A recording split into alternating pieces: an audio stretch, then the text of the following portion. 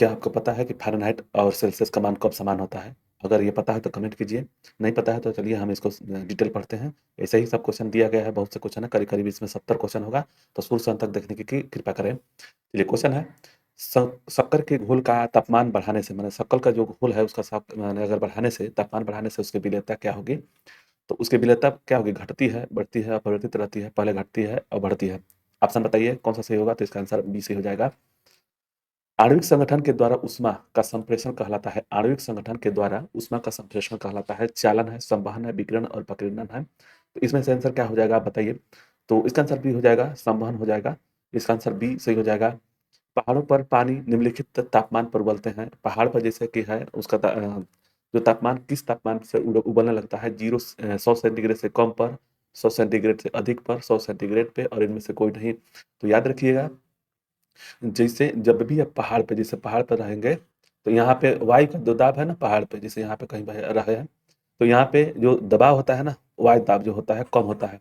तो जब कम होगा, जैसे कि हमारे पृथ्वी के स्तर पर, जैसे मान लीजिए पृथ्वी के स्तर पे है, तो सतह पे मैंने पृथ्वी के स्तर पे नहीं, पृथ्वी के सतह पर जो 100 सेंटीग्रेड ताप पर पानी उबलता है, पानी जो उबलता है वह जब ऊपर जाएँगे, जैसे यहाँ से ऊपर जाएँगे तो उसका जो है क्वथनांक कम होने लगेगा, तो वह 100 से कम होने लगेगा। इसका आंसर ए सही हो जाएगा। किस फ़ारेनहाइट पर सेल्सियस का मान समान होता है? इसको रट्टा मार लीजिएगा। फ़ारेनहाइट और सेल्सियस का जो समान होता है तो -40 होता है। इसका आंसर सी सही हो जाएगा। और एक आता है परम शून्य ताप, परम शून्य ताप उसको भी याद रखिएगा। परम शून्य ताप जो होता है वो होता है -273 सेंटीग्रेड होता है। ठीक है ना? तो यह जो है फ़ारेनहाइट में -40 डिग्री फ़ारेनहाइट होता है। इसका आंसर सी सही हो जाएगा। दे रहा है, इसको देखिए, समान तापमान को कितना कम कर देने से गैस शून्य ताप घटेगी? यह देखिए वही चीज़ आया है जो यहाँ पे हम बताए थे। परम ताप शून्य जो है, तो यह दिया है कि तापमान को कितना कम कर देने से किसी गैस का मतलब शून्य आयतन घेरेगी, तो शून्य आयतन घेरेगी, तो इसका आंसर सी सही हो जाएगा। कैंडेला का मात्रक कौन-सा होता है? कैंडेला का मात्रक, जैसे कैंडल हम लोग जलाते हैं तो आँख पे तीव्रता पड़ता है, इसको कैंडल जलेगा यानी कि ज्योति बनेगा, और ज्योति बनेगा तो हमारे आँख पर उसको तीव्रता आएगी, तो इसको याद रखिएगा। ज्योति तीव्रता होता है, इसका आंसर डी सही हो जाएगा। 1 ग्राम पदार्थ वाले तापमान 1 डिग्री सेल्सियस बदलने के लिए आवश्यक ऊष्मा को क्या कहते हैं? तो उसको क्या बोलेंगे? तो इसको बोलेंगे विशिष्ट ऊष्मा बोलेंगे इसको, विशिष्ट ऊष्मा। सॉरी। आगे देखेंगे, यह है कि एक्स किरणें पार नहीं कर सकती हैं। जो एक्स किरणें पार नहीं कर सकती है लकड़ी में मानव अस्थि को और मांस को, त्वचा को। तो देखिए हम लोग शरीर में जैसे टीबी के लिए होता है, एक्सरा कराया जाता है, तो यहाँ पे जो एक सफ़ेद टाइप का हो जाता है, उसमें देखे होंगे पसलियों का अलग से आ जाता है, तो अस्थि को पार नहीं कर सकता है। यह जो है एक्स किरणें जो है अस्थियों को पार नहीं कर सकता है। इसका आंसर बी सही हो जाएगा। तो 8 का आंसर क्या हो जाएगा? बी सही हो जाएगा। वाट घंटा है, वाट घंटा किसका है? ऊर्जा का है, मतलब एनर्जी का, इलेक्ट्रिसिटी, करंट और पेंटियम, विभव का, धारा का, विद्युत धारा, विद्युत की और ऊर्जा की। तो वाट घंटा जो होता है, वाट प्रति घंटा है, वाट घंटा नहीं, वाट प्रति घंटा मतलब कि घंटा है, इसको याद रखिएगा। वाट प्रति घंटा कौन सा किसका हो जाएगा? तो इसका आंसर हो जाएगा विद्युत की। यह याद रखिएगा, वाट घंटा जो होता है विद्युत की हो जाएगी। वातानुकूलन प्रणाली नियंत्रित करती है तापमान को, आर्द्रता को, वायु वेग को, उपरोक्त सभी को। तो वातानुकूलन प्रणाली जो होती है वो नियंत्रित करती है किसको? तो इसमें सभी को वह नियंत्रित करती है, वायु के वेग को, आर्द्रता को, तापमान को। तो इसका आंसर डी सही हो जाएगा। जब हम रबड़ के गद्दे का सीट गद्दे वाली सीट पर बैठते हैं तथा गद्दे पर लेटते हैं तो उसका आकार परिवर्तित होता है। उसका कारण क्या है? गतिज ऊर्जा है, स्थितिज ऊर्जा है, संचित ऊर्जा है, विखंडन ऊर्जा है। तो देखिए, जब जैसे कोई चलती हुई अगर किसी वेग में चल रहा है तो उसका गतिज ऊर्जा होगा। जो स्थिर होगा, मतलब कि जैसे अगर यह तन मान लीजिए यह खींच करके हम ताले हैं तो इस समय स्थिर ऊर्जा है, लेकिन छोड़ देंगे तो उस समय गतिज ऊर्जा हो जाएगी। तो उसी पूछ रहा है कि जब रबड़ के गद्दे वाली सीट पर बैठे हैं तो उस समय क्या होगा? तो स्थिति ऊर्जा उसमें मान लीजिए कि चिपका रहेगा ना, जैसे इस तरह से चिपका रहेगा, तो उस समय स्थिति ऊर्जा होगी। ठीक है? उसके बाद से जब आदमी उस पर से हटेगा तब वह गतिज ऊर्जा में आ जाएगी। तो इसका आंसर क्या हो जाएगा? ई सही हो जाएगा।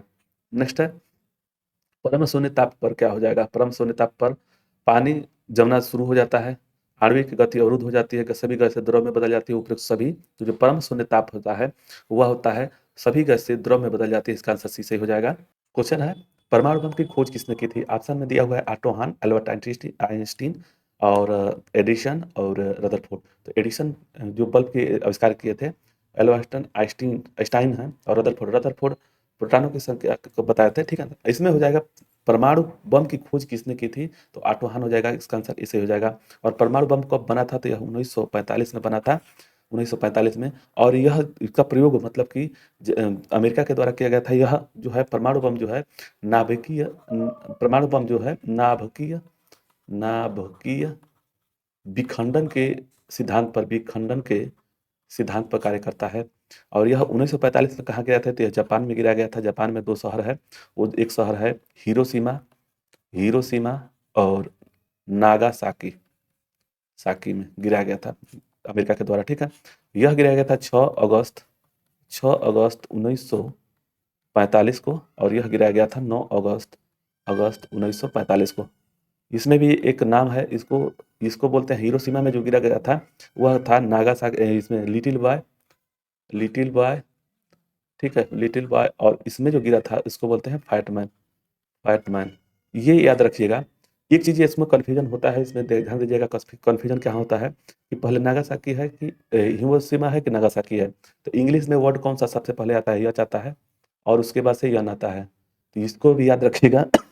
पहले हिरोशिमा में गिरा था, उसके बाद नागासाकी में गिराया गया था। 3 दिन का अंतर था। ये तो याद कर लेंगे 6 अगस्त 9 अगस्त को। लेकिन कन्फ्यूजन होने लगता है कि, और एक और चीज़ है कि 9 से 9 है, 9 और 9 नागासाकी 9 और हिरोशिमा 6 अगस्त। नागासाकी को याद रखेंगे तो दूसरा याद हो जाएगा। उससे भी एक बढ़िया चीज़ है यच और यन, मतलब कि यच से हिरोशिमा हो गया, यन से नागासाकी हो गया। तो यच हिरोशिमा, यच और यन है नागासाकी। तो इसको याद रखिएगा। परमाणु बम की खोज किसने की थी? तो ऑटो हान ने। यह 1945 में किया गया था। इसका प्रयोग जापान में किया गया था अमेरिका के द्वारा। हिरोशिमा और नागासाकी में यह प्रयोग गिराया गया था। लिटिल बॉय और फैटमैन इसका नाम था। चलिए आगे देखेंगे।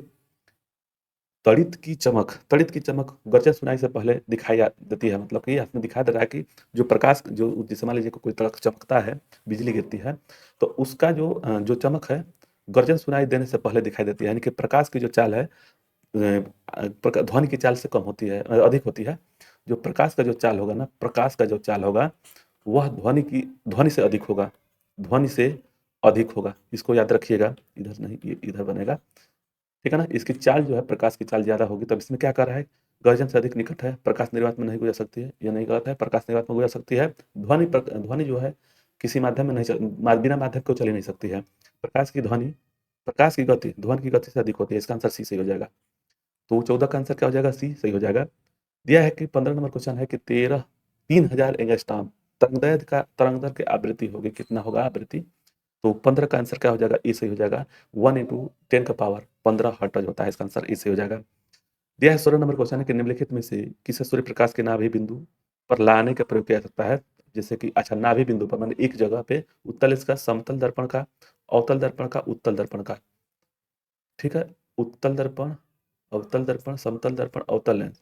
तो एक जगह पे मतलब कि एक फोकस करके कहाँ किससे लाया जाता है? तो यह हो जाएगा 16 का सी हो जाएगा, अवतल दर्पण के द्वारा। इसका आंसर सी से हो जाएगा। एक समतल दर्पण आपातिकरण 60 डिग्री का माना जाता है, तो परावर्तन कोण कितना होगा? देखिए उतना ही होगा जैसे कि परावर्तन जो कोण होता है ना, परावर्तन याद रखिएगा। इसमें परावर्तन कोण में क्या होता है कि आपतित कोण जो होता है, परावर्तित कोण जो होता है, यह जो दोनों होते हैं यह बराबर होते हैं।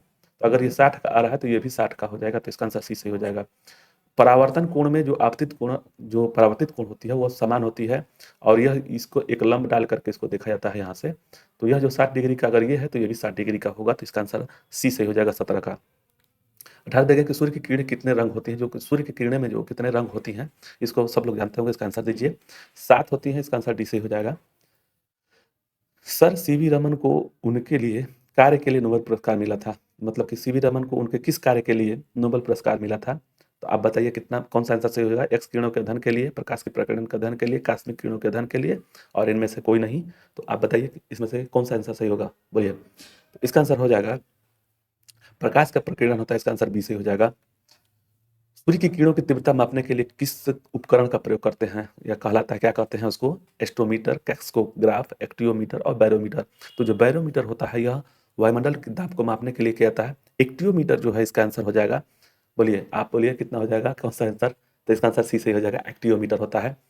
ये क्या और चीज़ रखिएगा कि जितने भी गर्म गर्म वस्तु होते हैं उनको नापने के लिए पायरोमीटर का, मतलब अधिकतम गर्म को नापने के लिए पायरोमीटर का प्रयोग करते हैं। यदि तीव्रता मापने का उपयोग मैंने लाया जाता है उपकरण को क्या कहते हैं? तो एक्टियोमीटर बोलते हैं। इसका आंसर सी सही हो जाएगा। भौतिक विज्ञान में पहला नोबेल पुरस्कार जीतने वाला व्यक्ति कौन थे? भौतिक विज्ञान में जो पहला नोबेल पुरस्कार किसको मिला था? विलियम रोंटजन, केल्विन, एल्फ्रेड केल्चर और कार्ज बर्नार्ड कार्ज। तो इसका आंसर 21 का आंसर ए हो जाएगा रोंटजन। रोंटजन एक्स किरणों की खोज किए थे। दिया है कि निम्न में से कौन मैग्नीफाइंग ग्लास की भांति प्रयुक्त होता है? मैग्नीफाइंग जो से ग्लास हम लोग देखते हैं यहाँ पे ऐसे करके, वो कर रहा है कि समतल दर्पण है, अवतल दर्पण, अभिसारी, लेंस या अपसारी। तो इसका आंसर हो जाएगा सी, आंसर सही हो जाएगा। कैनवेक्स बोलते हैं उसको, कैनवेक्स। कन्वर्जिंग लेंस जो होता है उसको बोलते हैं, इसका आंसर सी सही हो जाएगा। ठीक है। और दिया है 23 नंबर क्वेश्चन है कि ध्वनि की तीव्रता डेसिबल में वो अधिकतम सीमा जिसके ऊपर सुनाई नहीं देता है, जिससे कि ध्वनि की तीव्रता जो है डेसिबल में किससे अधिक हमको सुनाई नहीं देता है, मनुष्य को दे रहा है। तो 23 का आंसर क्या हो जाएगा? यह हो जाएगा 95 हो जाएगा। 95 डीबी जो होता है ना, इससे अधिक हम लोग नहीं सुन पाएंगे, डीबी। ठीक है। और मनुष्य जो बातें, नॉर्मल बातें जैसे हम लोग कर रहे हैं, तो यह 30 से 50 के बीच में मतलब कि हम लोग बात करते हैं। दिया है कि एक प्रकाश वर्ष की सर्वाधिक समीप है, सर्वाधिक समीप, एक प्रकाश वर्ष इसके सर्वाधिक समीप है, तो किसमें से होगा? 10 का पावर 8, 10 का पावर 12, 10 का पावर 16, 10 का पावर 20। तो इसका आंसर 24 का बताइए कितना होगा? आप बताइए। इसका आंसर जाएगा 10 का पावर 16 हो जाएगा, मीटर में होता है, याद रखिएगा इसको भी। दिया है डॉपलर प्रभाव संबंधित है, जो डॉपलर प्रभाव, Doppler effect is related to sound, जनसंख्या, मनोविज्ञान और मुद्रा चलन। तो यह ध्वनि से संबंधित होता है। इसमें क्या होता है, जैसे कोई भी ट्रेन आती है, दूर से अगर सुनाई देता है, तो दूर से जब हमारे तरफ आएगी तो वह धीरे धीरे धीरे आवाज़ तेज होगा, और जब हमसे दूर जाएगा तो वह आवाज़ कम हो जाने लगता है, मतलब तेज से कम होने लगता है, तो उसी को डॉपलर प्रभाव बोलते हैं। इसका आंसर ए सही हो जाएगा। तो 25 का आंसर ए सही हो जाएगा। पीली रोशनी में एक गहरी नीली वस्तु कैसे दिखाई देगी? किसी भी दिखे, इसमें एक याद रखिएगा, जैसे काला, काली मतलब काला जो है, काला अगर वस्तु है और उसको काला में देखेंगे, ठीक ना, काला में देखेंगे तो काला ही दिखाई देगा। और एक चीज़ है, सफ़ेद में अगर देखेंगे, सफ़ेद को सफ़ेद में देखेंगे, सफ़ेद में, तो वह सफ़ेद दिखाई देगा। लेकिन अगर सफ़ेद के साथ किसी, जैसे कि लेंस है, अगर सफ़ेद के साथ किसी चीज़ को देखते हैं, जैसे मान लीजिए कि लाल, मतलब सातों रंग जो है ना, सातों रंग, इसको काला को छोड़ करके, तो यह जो सातवें रंग में वही रंग दिखाई देगा इससे देखेंगे तो। लेकिन जब इससे कोई भी चेंज कर दिया जाए, सफ़ेद को हटा करके लाल पीला को कर दिया जाए, लाल पीला पीला, तो वो काला दिखाई देगा। ये याद रखिएगा बस, सफ़ेद के साथ रहेगा तो वो जो जो कलर रहेगा वही दिखाई देगा। तो इसका आंसर क्या हो जाएगा? 26 का आंसर डी सही हो जाएगा। सफ़ेद के साथ, इसमें याद रखिएगा, सफ़ेद के साथ कोई भी रंग आएगा तो वो सफ़ेद ही दिखाई, मतलब सफ़ेद के अलावा जो रंग दिखाई देगा वही होगा। लेकिन अगर सफ़ेद को छोड़ करके अगर किसी को किसी के साथ अगर देखेंगे तो वह काला ही दिखाई देगा। तो इसका आंसर डी सही हो जाएगा। ध्वनि तरंग किस दर से यात्रा करती है? जो दर है उसको किस दर से यात्रा करती है ध्वनि तरंगे? तो 27 का आंसर कौन सा हो जाएगा? दिया है कि 1.2 मील प्रति सेकेंड, 500, यदि फुट में दिया है इसको, 1100 फुट सेकेंड में होता है। इसका आंसर सी से हो जाएगा। कांच के गुजरने पर प्रकाश के किस रंग की गति धीमी होती है? मतलब कि कांच में से गुजरने पर प्रकाश के किस रंग की गति धीमी हो जाती है? लाल, बैंगनी, हरा और पीला। तो इसका आंसर क्या हो जाएगा? 28 का, 28 का आंसर बी सही हो जाएगा। बैंगनी का जो रंग है, बैंगनी रंग की गति धीमी हो जाती है। देखिए, सामान्य आँख के लिए सुस्पष्ट दृष्टि न्यूनतम दूरी कितनी होती है? 10 सेंटीमीटर, 15 सेंटीमीटर, 45 सेंटीमीटर और 25 सेंटीमीटर। तो इसको याद रखिएगा, 25 सेंटीमीटर, जैसे कि आँख जो है ना, आँख जैसे मान के देख रहे हैं, यहाँ से 25 सेंटीमीटर की जो है ना न्यूनतम दूरी सुस्पष्ट दिखाई देना चाहिए, 25 सेंटीमीटर होता है, इसको याद रखिएगा। इसीलिए डॉक्टर भी मना करते हैं, जैसे मोबाइल और कॉपी जैसे कि आप लोग 25 सेंटीमीटर पर खड़ा करके या रख करके देखना चाहिए। चलिए आगे देखें। मोटर वाहन के पीछे का दृश्य दिखाने का दर्पण कौन सा होता है? जो जैसे पीछे का बैक का, जैसे हम लोग गाड़ी में बैठते हैं तो गाड़ी में जैसे पीछे का वस्तु देखने के लिए कौन सा दर्पण का प्रयोग करते हैं? द्वि अवतल, उत्तल, समतल और अवतल। तो इसका आंसर बी सही हो जाएगा। जो उत्तल लेंस होता है उसी को लगाया जाता है। तो 30 का आंसर क्या हो जाएगा? 30 का आंसर बी सही होगा। दूरदृष्टि के संशोधन हेतु प्रयोग किया जाने वाला उपकरण कौन सा है? तो दूरदृष्टि के लिए इसको हाइपरमेट्रोपिया बोलते हैं। हाइपरमेट्रोपिया, इसको याद रखिएगा, हाइपरमेट्रोपिया बोलते हैं इसको इंग्लिश में। दूरदृष्टि को हाइपरमेट्रोपिया बोलते हैं। अवतल लेंस है, उत्तल लेंस है, गोलीय लेंस है और समतल दर्पण है, समतल कांच है। तो देखिए दूर, इसमें याद रखिएगा दूर, तो दूर में क्या लगेगा? ऊ आ रहा है तो उत्तल, ठीक है। और निकट, निकट, निकट, निकट, इसको याद रखिएगा, निकट, निकट, निकट क्या है? आ रहा है, निकट, तो इसमें होता है अवतल, अवतल। तो इसको याद रखिएगा। दूरदृष्टि में उत्तल लेंस का प्रयोग करते हैं, कन्वेक्स को। इसको याद रखिएगा, ठीक है। ध्वनि की चाल है, ध्वनि की चाल कितने है तो इसको देखिए ध्वनि की चाल 333 मीटर प्रति सेकंड होता है, ठीक है ना, प्रति हाँ सेकंड होता है ना। उस देखिए यहाँ पे दे दिया है कि 920 मील है, 760 मील है, 680 मील है, प्रति घंटा में है। तो इसका आंसर यही सबसे क्वेश्चन टिपिकल हो जाएगा, तो यहाँ पे बी आंसर सही हो जाएगा।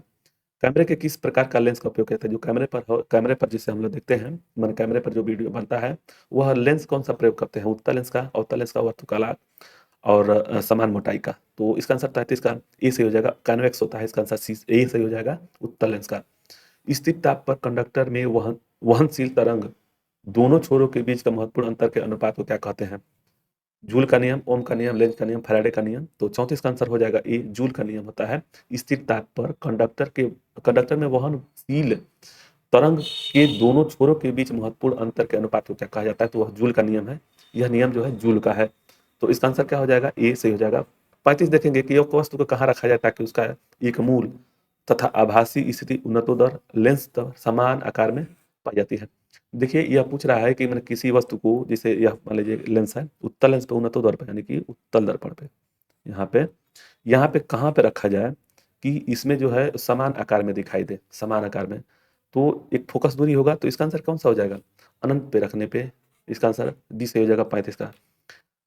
प्रकाश के ध्रुवण की घटना में यह सिद्ध होता है कि प्रकाश की तरंगे, कौन सा, प्रकाश की तरंगे याद रखिएगा, है प्रकाश, इसको याद रखिएगा, याद हो जाएगा।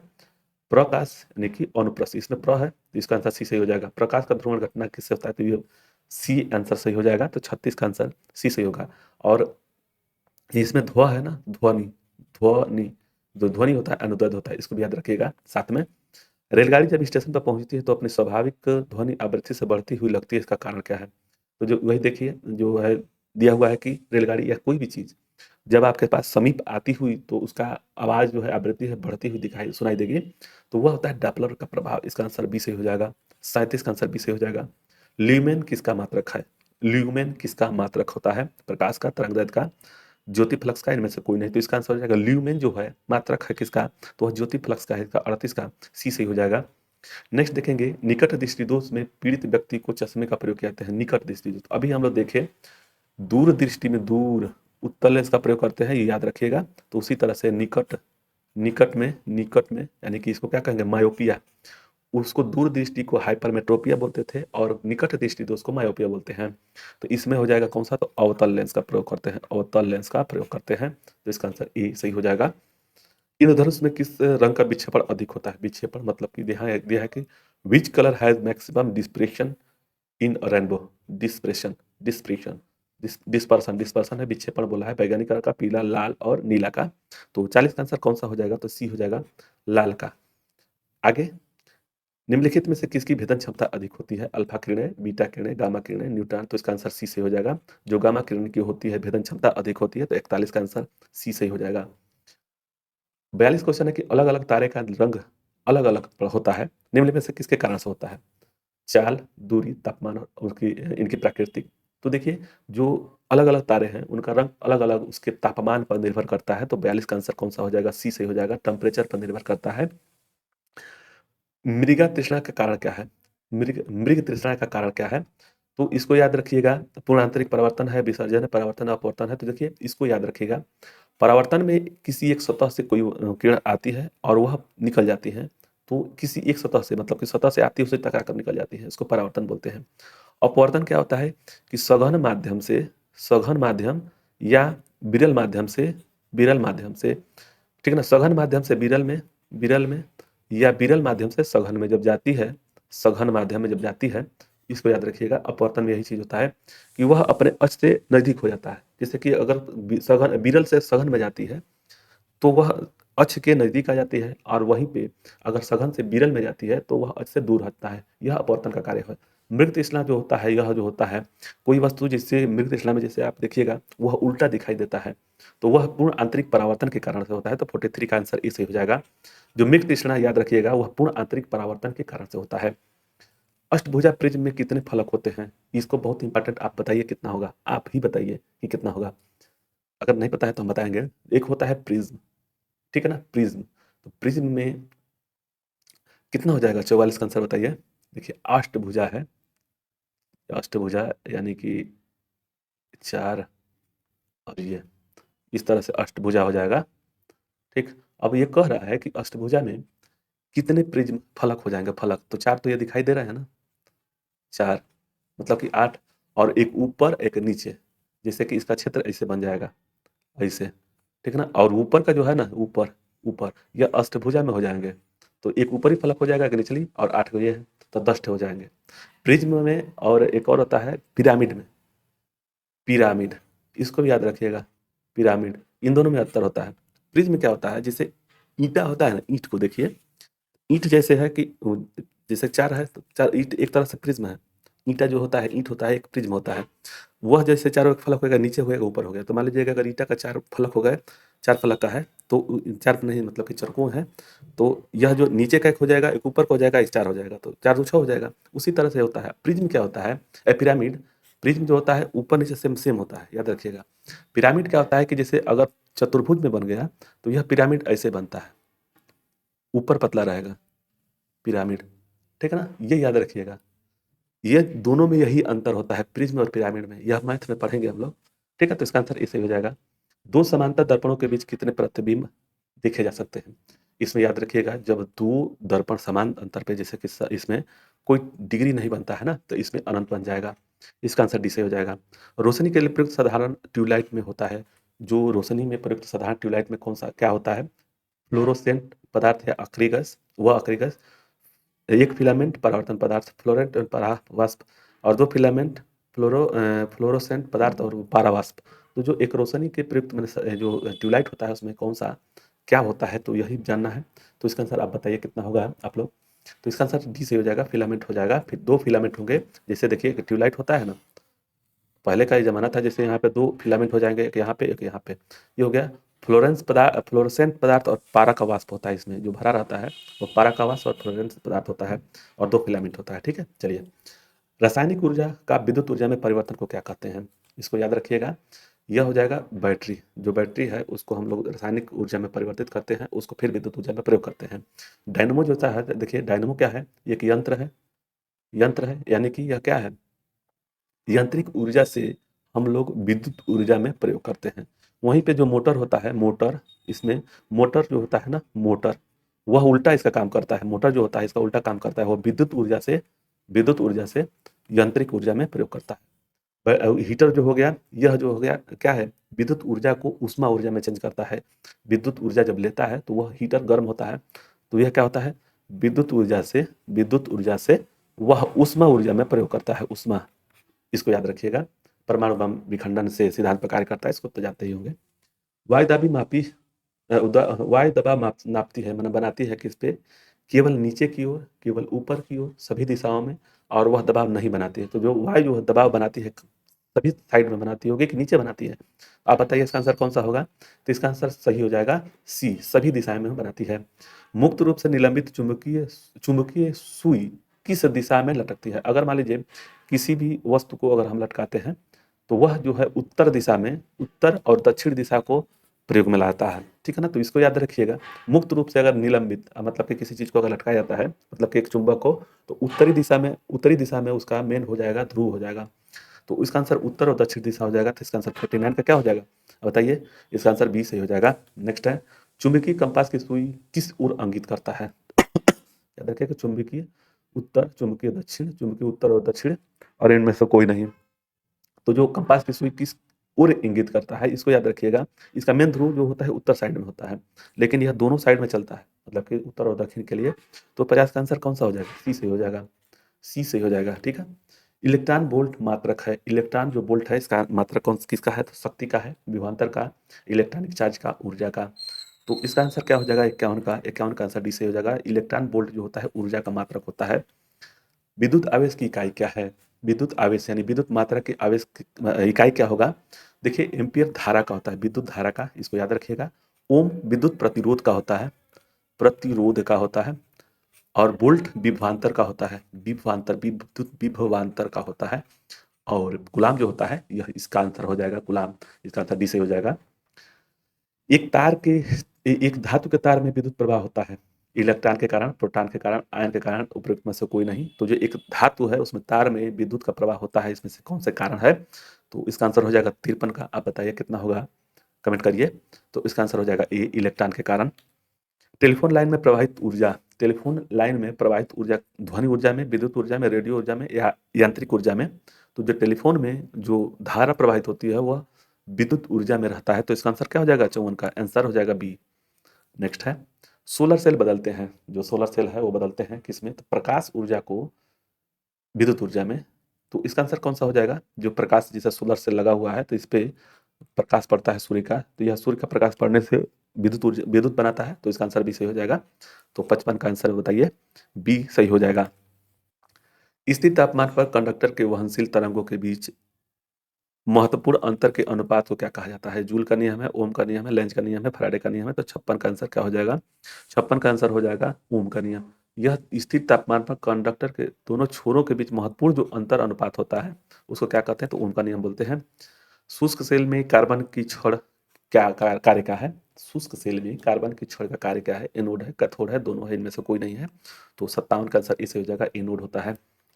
विद्युत धारा का चुंबकीय प्रभाव सर्वप्रथम अवलोकित किया गया, विद्युत धारा का चुंबकीय प्रभाव सर्वप्रथम अवलोकित किया गया हेनरी के द्वारा, आर्टेस्ट के द्वारा, फैराडे के द्वारा, वोल्टा के द्वारा। तो विद्युत धारा का जो चुंबकीय प्रभाव जो सर्वप्रथम अवलोकित किया गया था वह किया गया था आर्टेस्ट के द्वारा। इसका आंसर बी से हो जाएगा। विद्युत प्रतिरोध मापा जाता है, अभी हम लोग इसके बारे में एकदम पोस्टमार्टम किए थे हर एक को लिए। देखिए, वोल्ट किसका है? तो विभवांतर का, विद्युत विभवांतर का, विभवांतर का। एम्पियर होता है विद्युत धारा का। ओम होता है प्रतिरोध का, जो आंसर इसका यही सही है, प्रतिरोध। और कूलाम जो होता है आवेश का। इसको एकदम रट्टा मार जाइए, इसका आंसर सी सही हो जाएगा। एक एसी जनित जनरेटर में मुख्य क्या होता है? जो एसी जनरेटर जो होता है जनित्र में मुख्य क्या होता है? आर्मेचर, कुंडली, क्षेत्रीय चुंबकत्व, स्लिप रिंग और बुशेस, और सभी तीनों। तो देखिए, चुंबकीय क्षेत्र तो होगा ही, आर्मेचर भी रहेगा, स्लिप रिंग और बुशेस, यानी कि सभी तीनों हो जाएंगे। तो 60 का आंसर डी सही हो जाएगा। ठीक है ना? आगे, मुक्त रूप से लटकती हुई सुई का अक्ष भौगोलिक अक्ष में कोण बनाता है कितना अंश का? तो 61 का हो जाएगा। 61 का आंसर ए सही हो जाएगा। 61 का सी सही हो जाएगा, 18 डिग्री बनाता है। अगर मुक्त रूप से लटकी हुई सुई अपने अक्ष पर भौगोलिक अक्ष में कोण बनाता है तो 18 डिग्री का बनाता है। यह 62 नंबर क्वेश्चन की खाद्य ऊर्जा को हम किस इकाई में माप सकते हैं? खाद्य ऊर्जा को कैलोरी में मापते हैं, इसका आंसर ए सही हो जाएगा। जो खाद्य ऊर्जा जो हम लोग भोजन करते हैं उसको कैलोरी में मापते हैं, तो इसका आंसर ए सही हो जाएगा, 62 का। केल्विन जो होता है ताप का, ये जो जूल होता है, जूल होता है कार्य का और ऊर्जा का मात्रक होता है। दिया है, जब किसी पिंड की गति दुगुनी कर दी जाती है, जब किसी पिंड की गति दुगुनी कर जाती है तो उसका त्वरण दुगुना हो जाता है, उसका संवेग दुगुना हो जाता है, उसका गतिज ऊर्जा दुगुनी हो जाती है, उसकी स्थितिज ऊर्जा, तो स्थितिज ऊर्जा तो दुगुनी होगी ही नहीं। जब वह चल ही रहा है, गति में चल रहा है तो होगा नहीं। अब देखना है कि इसके आगे का आंसर क्या होगा। तो देखिए, गतिज ऊर्जा जो है अगर मान लीजिए उसकी दोगुनी कर दी जाए गति, तो अगर भी दोगुनी कर दिया जाए तो भी स्क्वायर, तो ये तो होगा ना, ये भी नहीं होगा। संवेग यम है, और भी अगर भी को दोगुना कर दिया जाए तो इसका चाल जो है वो बढ़ जाएगी। तो इसका आंसर बी सही हो जाएगा। जो संवेग है, देखिए वेग परिवर्तन की दर को त्वरण कहते हैं। संवेग होता है द्रव्यमान गुणे वेग होता है। तो अगर वेग बढ़ेगा तो उसके साथ में उसकी दोगुना भी बढ़ जाएगी। तो जब किसी पिंड का अगर गति दोगुना कर दिया जाएगा तो उसका संवेग भी दोगुना हो जाएगा। तो इसका आंसर बी सही हो जाएगा। सौर सेल परिवर्तित करती है, सौर सेल जो है विद्युत ऊर्जा में परिवर्तित करती है। इसका आंसर बी सही हो जाएगा। इसको जो कि प्रकाश ऊर्जा ऊर्जा ऊर्जा में, सौर ऊर्जा ध्वनि में, सौर ऊर्जा उसमें में नहीं। इसका आंसर बी सही हो जाएगा। ठीक है, 64 का आंसर बी सही होगा। सोलर सिस्टम किसने खोजा था? बहुत इंपॉर्टेंट क्वेश्चन, यह भी पूछता भी है। सोलर सिस्टम किसने खोजा था? कोपरनिकस, केपलर, आर्यभट्ट और न्यूटन। तो सोलर सिस्टम का जो किसने खोजा था, तो वो खोजे थे कोपरनिकस ने। इसका आंसर ए सही हो जाएगा। अंतरिक्ष में दो बिंदुओं की पृथकता की दूरी को कहते हैं। जो अंतरिक्ष में दो बिंदु की पृथकता की दूरी को क्या कहते हैं? आयतन, लंबाई, चौड़ाई, क्षेत्रफल। तो 60 का आंसर क्या हो जाएगा? 66 का आंसर क्या हो जाएगा? यह डी हो जाएगा, क्षेत्रफल। नेक्स्ट है, चांद पर उतरने वाला पहला मानव, चांद पर उतरने वाला पहला मानव जो है नील आर्मस्ट्रांग है। इसमें नील आर्मस्ट्रांग है। और यूरी गगारिना जो है वह जो अंतरिक्ष में जाने वाले पहले अंतरिक्ष में है। तो उसका आंसर इसका जो है चंद्रमा पर उतरने वाला नील आर्मस्ट्रांग हो गया। तो 17 का आंसर बी सही हो जाएगा। परम दाब, परम दाब है, परम दाब कौन सा है? तो गेज दाब प्लस 1 बार। इसका आंसर इसे हो जाएगा। इतना ही क्वेश्चन था, 68 क्वेश्चन। तो आप लोगों को वीडियो अच्छा लगेगा तो लाइक और सब्सक्राइब करिए। मिलते हैं नेक्स्ट वीडियो में। धन्यवाद। जय हिंद।